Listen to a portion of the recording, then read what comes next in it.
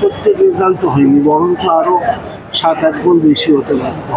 দাদা, ময়দানে বাঙালি ফুটবলার এখন অনেক কম, তা সত্ত্বেও মোহামেডান আজকে স্পন্সরহীন ভাবে যে লড়াই করছে আইএসএলে, কিটা তুমি কিভাবে দেখছো একজন ময়দান প্রেমী হিসেবে, যদি একটু বলো।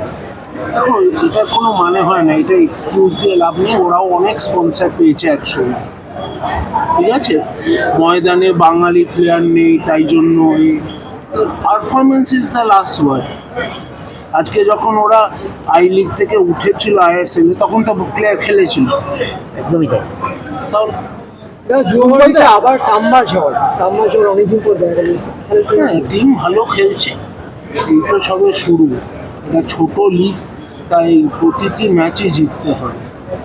একটা ম্যাচে বিষম খেলে পরের ম্যাচগুলো ডিফিকাল্ট হয়ে যাবে। আসলে ছোট লিগ তো, বড় লিগের কয়েকটা গ্যাপ থাকতে পারে, কিন্তু ছোট লিগ খুবই টাইট টুর্নামেন্ট।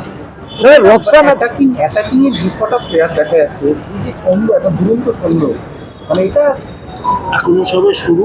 ছন্দ লাস্ট অব্দি থাকলেই বলা যায় দুরন্ত ছন্দ। তবে টিম ভালো খেলছে, গোল মিস করেছে কিন্তু প্রচুর গোলের চান্স পেয়েছে, এটাই ভালো লাগে। গোলে ডাউন হওয়ার পর এরকমভাবে গোলে ডাউন একটা অ্যাক্সিডেন্টলি গোল হতে পারে, সেটা ভালো। আর ডিমির গোলটাকে কি বলবো?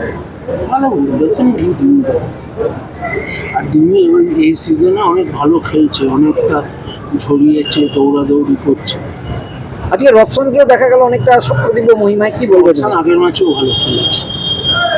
তোমাদের কথায় সমহিমাটা কি সেটা তো আর বোঝা যায় না, কিন্তু রফসান আগের ম্যাচও ভালো খেলেছে। ভাইরা, কোচ বদলটা কি এই প্লেয়ারদের খেলার মধ্যে এফেক্ট করলো?